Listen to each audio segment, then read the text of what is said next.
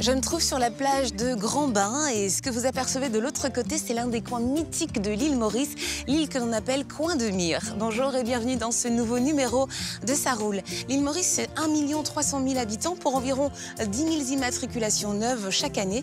Derrière ces chiffres, une activité colossale, celle du port de Port-Louis, la capitale, le port stratégique de l'océan Indien. C'est cet univers que je vous invite à découvrir avec moi dans cette émission. Tout de suite, voici le sommaire. Aujourd'hui dans Ça roule, direction les plantations de thé de l'île Maurice pour essayer une des stars de chez Volkswagen, le Tiguan, nouvellement restylé. Port-Louis s'apprête à recevoir le plus gros porte-voiture au monde et il doit glisser ses 20 000 tonnes et ses 200 mètres le long des quais du port. C'est du grand art. C'est un peu David contre Goliath, ça. Sur l'île, près de 8 000 voitures sont débarquées chaque année et depuis quelques temps, la Minimoc y refait son apparition. Esthétiquement, c'est rigoureusement la même. À un détail près, c'est qu'elle est 20% plus haute, 20% plus longue, 20% plus large.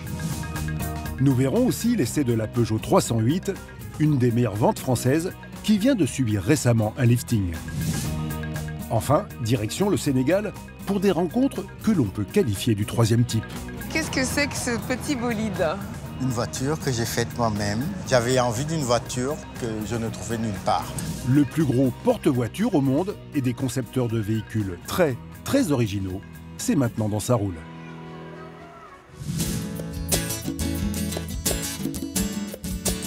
J'ai pris la direction du sud-ouest de l'île. Je me trouve sur la route du thé, pas très loin de Bois-Chéry. Le thé sur l'île Maurice est une vraie institution. On en produit 700 tonnes chaque année. Et j'ai trouvé que c'était un très bel endroit pour vous présenter le véhicule que j'essaye cette semaine. Il s'agit du dernier Volkswagen Tiguan.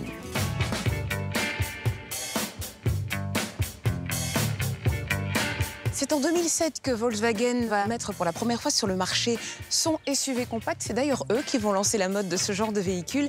Depuis, il s'en est vendu près de 3 millions à travers la planète. Et aujourd'hui, eh bien, la plupart des marques ont leur SUV compact. Volkswagen se devait donc de travailler sur sa deuxième génération. Et c'est elle que j'essaye aujourd'hui. Globalement, ce Tiguan a renoncé à ses rondeurs un petit peu féminines pour aller vers quelque chose de plus carré, de plus massif. Mais d'une manière générale, on a quand même une impression d'élégance qui colle parfaitement avec un SUV urbain. Sur le profil, on va avoir ce pli de carrosserie, regardez, qui va partir de l'aile avant, traverser les poignées de porte pour venir jusqu'au feu arrière. Un côté sportif qui est accentué par le fait que ce véhicule a perdu 7 cm de sa hauteur. Ça donne tout de suite un côté beaucoup plus effilé. Et puis, petite touche d'élégance avec ce chrome qu'on va retrouver autour des vitres. Et regardez là, sur les bas de caisse. Globalement, cette nouvelle génération de Tiguan est vraiment très élégante. Petite particularité ici à l'île Maurice, c'est la plaque d'immatriculation 8015 SP17. Qu'est-ce que ça veut dire? Tout simplement que c'est le 8015e véhicule immatriculé de l'année 2017. Et cette immatriculation s'est faite au mois de septembre. Ouais, je sais, il faut comprendre. En revanche, si vous payez un petit peu, vous pouvez avoir 1, 2, 3 chiffres, ce qui est beaucoup plus court, ou même un prénom. On a vu Anthony, on a vu Jacques, on a vu aussi 007. Là, vous pouvez donner libre cours à votre imagination. Et puis alors, aujourd'hui est un grand jour puisque pour la première fois de ma vie, je vais conduire une voiture dont le volant se trouve à droite. Oui, ici à l'île Maurice, on roule à gauche.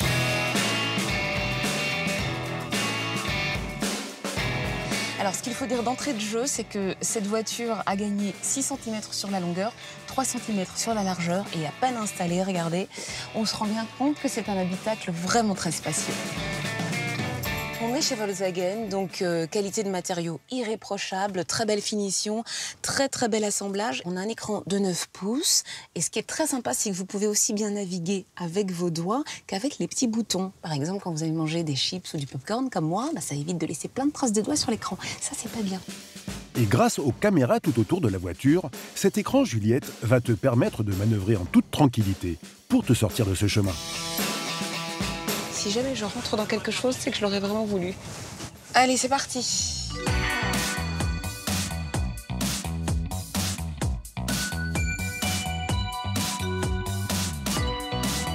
Ici à Maurice, le Tiguan est disponible en 3 finitions. Celle que j'essaye, c'est la finition Highline. C'est la version haut de gamme avec des sièges en cuir et un toit ouvrant. On est vraiment bien assis. On sent des suspensions qui sont bien souples, mais pas trop. Donc il y a un vrai confort de conduite. On n'a pas envie de descendre du Tiguan, on a envie de conduire pendant longtemps. Le moteur essence Juliette fait lui aussi beaucoup en termes d'agrément de conduite. Ton Highline est équipé d'un 1,4 litre TSI de 125 chevaux, mais il n'a que 2 roues motrices. Pour avoir le 4 roues motrices, il va falloir faire le choix de la finition Sport Airline avec le plus gros moteur de 2 litres. Et là, Juliette, la puissance bondit à 180 chevaux. Mais en termes d'équipement, je crois que tu as trouvé un petit détail qui te plaît beaucoup. Ça, c'est vraiment génial pour un pays comme Maurice, où il fait très très chaud. On a aussi une climatisation trizone. Ça veut dire que le passager, le conducteur et les occupants de la banquette arrière peuvent choisir indépendamment des autres leur niveau de climatisation. Pour la petite histoire, si vous vous demandez d'où vient le nom Tiguan, il faut savoir que lors de sa mise sur le marché en 2007, il y a eu un concours dans la presse allemande et Volkswagen a demandé aux lecteurs de choisir le nom de son nouveau SUV. Et les lecteurs ont fait un mix entre tigre et iguane, ce qui a donné Tiguan. Le morceau que je vais vous faire découvrir cette semaine, c'est un featuring avec DJ Assad, Alain Ramanissoum et Willy William. C'est un vrai clin d'œil à l'île Maurice, ça s'appelle Les Tournées et j'en profite pour vous dire que ce système audio est équipé de 8 haut-parleurs. Ça, c'est génial. Allez, on écoute.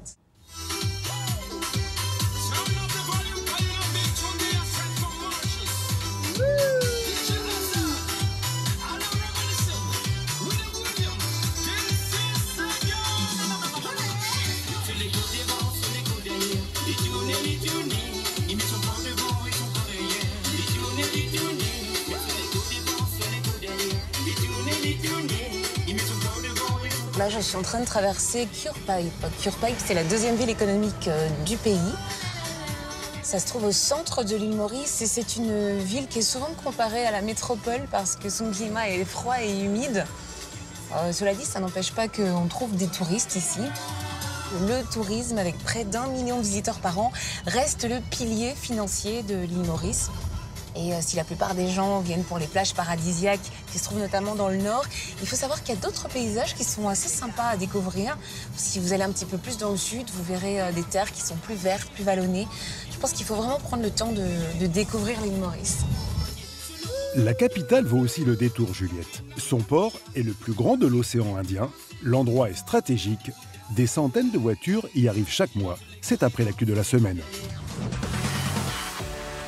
C'est une première pour Hyundai, l'intégration dans sa gamme d'une compacte sportive, la i30N. Concurrente directe des Peugeot 308 GTI ou Volkswagen Golf GTI, cette coréenne ne fait pas les choses à moitié en se dotant d'un 2 litres turbo de 275 chevaux. Pour se faire remarquer dès son entrée sur le marché, Hyundai a apporté une attention toute particulière à la sonorité de son moteur, offrant un vrai côté rallye en conduite sportive. Prix d'entrée de cette i30, 35 000 €. Porsche vient d'annoncer l'arrivée d'une nouvelle Panamera au sein de sa gamme. En effet, la Sport Turismo est désormais disponible en version électrique grâce à un système hybride rechargeable. Le tout développe 680 chevaux avec un 0 à 100 abattu en 3 secondes 4. Pour s'offrir cette Panamera Sport Turismo, la plus puissante de la gamme, il faudra tout de même dépenser la coquette somme de 190 000 €.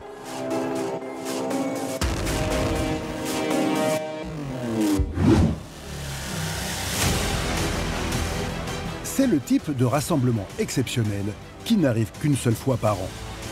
Koenigsegg, la marque suédoise de supercars, a organisé la plus grosse rencontre de propriétaires de sa marque. 19 voitures d'une valeur de plus d'1 million d'euros chacune ont convergé vers Malmö en Suède, faisant rugir ensemble leurs 18 000 chevaux. Un spectacle qui a dû ravir tous les fans de la marque. Un nouveau rendez-vous est déjà pris pour l'année prochaine.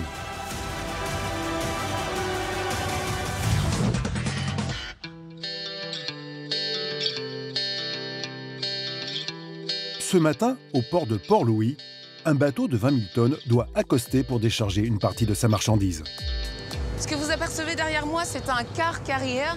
Et là, je suis sur une pilotine. La pilotine, c'est un navire qui est chargé d'aller déposer un pilote émérite qui a une très bonne maîtrise du port là-bas, sur ce car carrière, pour justement l'acheminer jusqu'à l'entrée du port. Alors, c'est quelque chose d'assez technique, de très précis. De plus, Juliette, ce navire porte-voiture est le plus grand au monde. Alors, entrer à Port-Louis sans une aide extérieure serait mission impossible.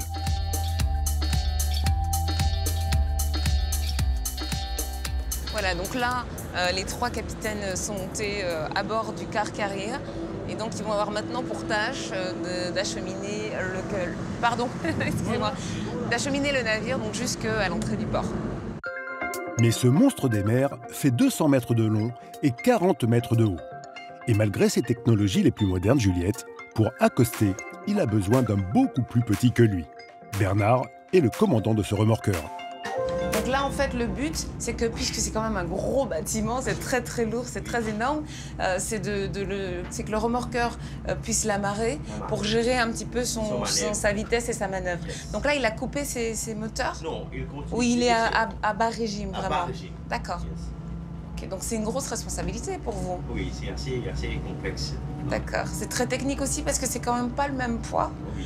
Qu'est-ce qu'il faut gérer? À quoi il faut faire attention?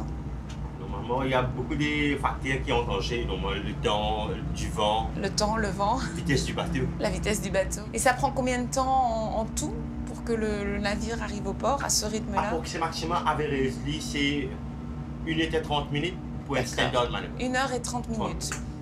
Maintenant, ça dépend sur le pilote. Il y a des pilotes rapides, il y a des pilotes Et vous êtes rapide ou? Moi, je suis plutôt rapide. D'accord. Mais aussi, Juliette, pour l'aider dans ses manœuvres délicates, Bernard utilise un bateau équipé des toutes dernières technologies. Qu'est-ce que c'est la particularité sur le plan purement mécanique, technique de ce remorqueur? Il y a des propulsions d'hélices à l'arrière qui D'accord. tournent à 360 degrés. C'est ça, ce sont ces hélices-là qui tournent à 360 degrés qui vont propulser le remorqueur? D'accord. Non, maintenant, le skipper du remorqueur va servir des angles du hélice pour manœuvrer. Ah, ça vous aide à manœuvrer les hélices? Ça, c'est l'hélice. Vous voyez, les hélices, la représentation est là. D'accord.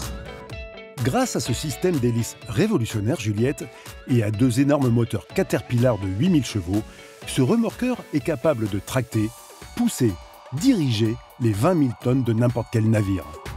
Là, en fait, il l'a bloqué au niveau de l'arrière gauche du navire pour lui permettre de pivoter vers la gauche. Et c'est impressionnant parce qu'on sent en fait que là, ça bouge plus, ça tremble. Donc ça, c'est les deux machines l'une contre l'autre. Et là, il y a l'avant du navire effectivement qui tourne. Alors c'est très très lent, c'est à peine perceptible, mais effectivement, ça tourne vers la gauche. C'est du grand art. C'est un peu David contre Goliath, ça. Il faut faire fonctionner l'intelligence, en fait. Des manœuvres précises et bien rodées, Juliette, grâce aussi aux pilotes montés à bord. 1h30 plus tard, le timing a été respecté. Il ne reste que quelques mètres pour amarrer le porte-voiture au quai. Alors, un minimum push, c'est donc la poussée minimale. Vous êtes toujours en train de le pousser doucement? Doucement, bien minimum. D'accord. Vous savez, le navire, si tant lourd, il doit aller doucement sur les quais. D'accord. S'il va trop vite, il va avoir un profond impact. D'accord. Il peut endommager la structure du navire et tout ça. D'accord. C'est pour ça que c'est très long, en fait. Oui, c'est pour ça prend du temps. Il faut être patient. Il faut vraiment être patient pour conduire ce remorqueur. Et s'occuper des navires, c'est vraiment un travail de chirurgien. Des opérations à rythme soutenu, Juliette, car la pause va être de courte durée. Dans 4 heures, le cargo devra déjà repartir. Entre-temps, plus de 400 voitures vont être déchargées grâce à un système d'appontage quasi unique au monde. C'est après l'essai de la Peugeot 308 restylée.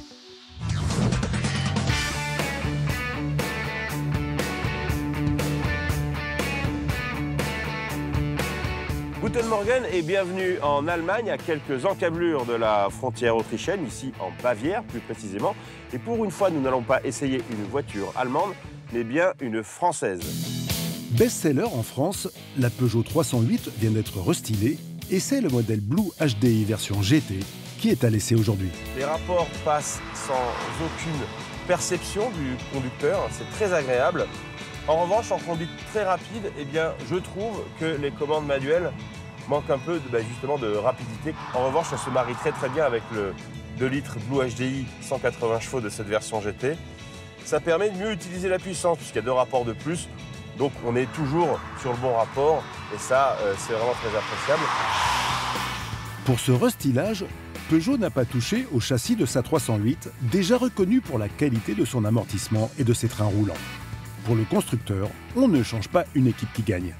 Avec une direction absolument impossible à prendre en défaut, très précise, un amortissement remarquablement bien calibré. Et bien, même sur une route comme ça très sinueuse, on peut la pousser à bout. Elle digère absolument tout. Le train avant est d'une précision chirurgicale. C'est pour moi l'une des meilleures compacts du marché, même si une Golf est peut-être un peu plus polyvalente. Mais cette 308, ça reste vraiment le top en termes d'agrément de conduite. D'ailleurs, en France, les clients ne se sont pas trompés. Ils ont été 250 000 depuis septembre 2013 à acheter une 308. Niveau équipement, cette 308 offre un régulateur de vitesse adaptatif et un système de maintien de la voie. En revanche, pas de e-cockpit.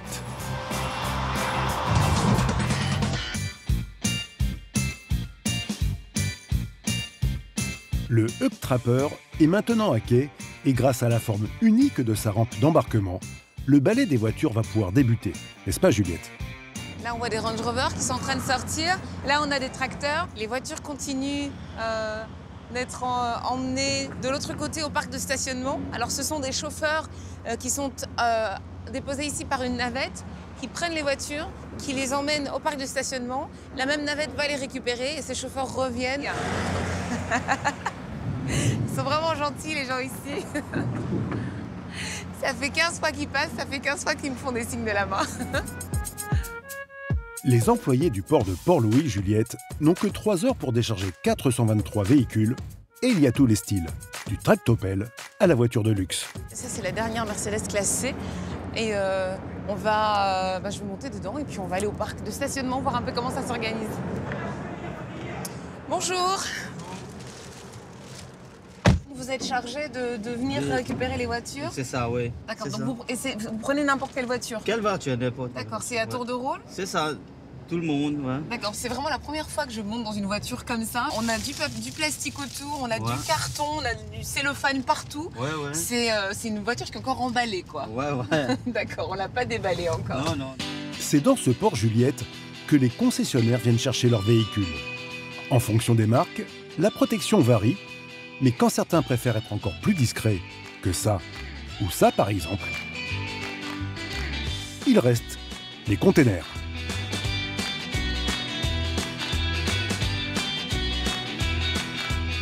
Et c'est à bord de l'un d'eux qu'Alexandre et sa femme ont importé il y a un mois un modèle qui renaît de son passé, une voiture de plage au nom mythique, la Minimoc. Racontez-moi un petit peu comment est-ce que je retrouve ces 2 voitures-là sur une plage de l'île Maurice.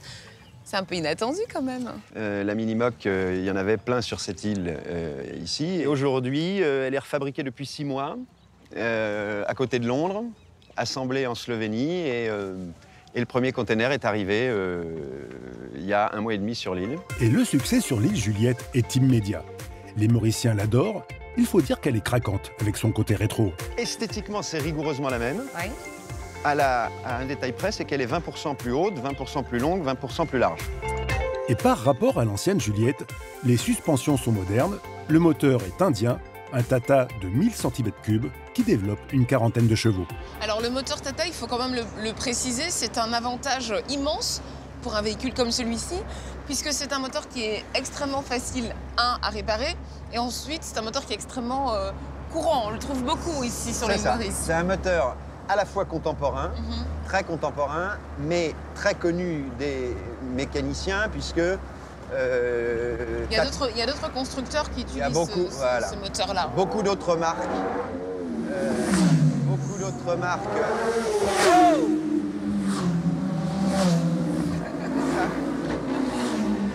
Ça aussi, c'est Maurice. Ça aussi, c'est Maurice. D'accord. Génial.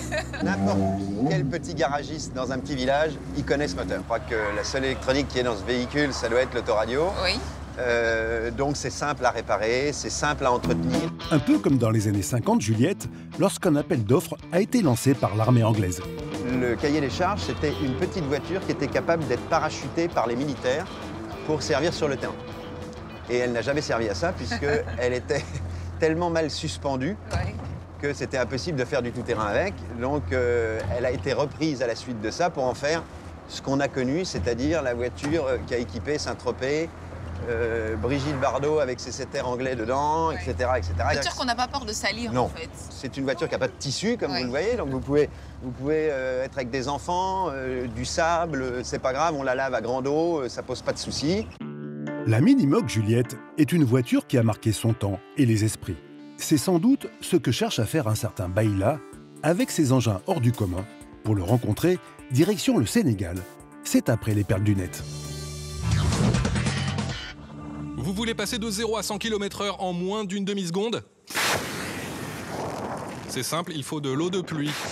Avec son tricycle maison poussé par l'air comprimé et donc de l'eau, l'inventeur français François Gitsier a réussi cette prouesse sur une portion du circuit Paul Ricard.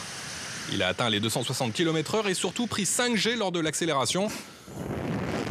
Conduire un tricycle, ça peut faire mal au cervical.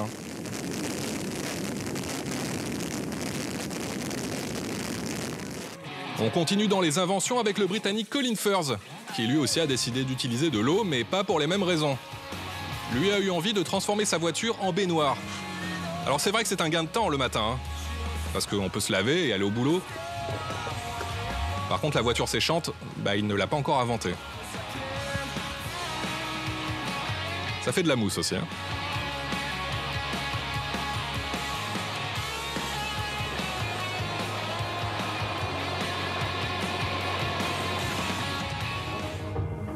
On reste dans la thématique de l'eau pour terminer avec ce défi que lance ce SUV à la nageuse professionnelle Kerry-Anne Payne et le champion d'endurance Ross Edgley. Le défi consiste à rallier un point A à un point B le plus rapidement possible sur les rives de la Manche. Et donc il y a de l'eau. Mais l'eau, visiblement, c'est pas un problème pour ce modèle. Bon, même si c'est une hybride, c'est pas non plus ultra écolo de rouler comme ça dans la mer.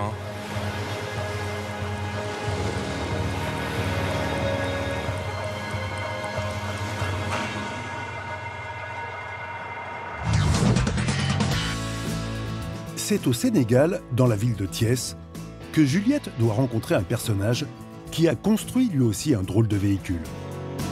Bonjour. Baïla, c'est ça? Alors dites-moi, qu'est-ce que c'est que ce petit bolide? Une voiture que j'ai faite moi-même. J'avais envie d'une voiture que je ne trouvais nulle part. D'abord, au niveau du budget, qui était très serré. Vous vouliez quelque chose d'accessible? D'accessible. Ok. Et puis au niveau de la configuration, je n'avais jamais vu une voiture qui correspondait à exactement ce que je voulais. Alors j'en ai fait une. C'est plus simple. Une voiture Juliette, façon Harlequin, construite avec un patchwork de pièces de différentes provenances. Donc on a un moteur moto BMW, ok. Un pont Mercedes.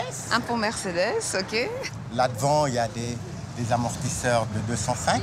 D'accord, bien. Donc on a du français, donc ça va, c'est assez varié tout ça. Il fallait qu'elle ressemble à rien d'autre. C'est un mélange de vélo-moteur, un peu de 2 chevaux, un peu de coccinelle, un peu de Volkswagen, oui, tout à fait. Il y a de tout. Mais surtout, Juliette, Baïla avait un objectif très précis.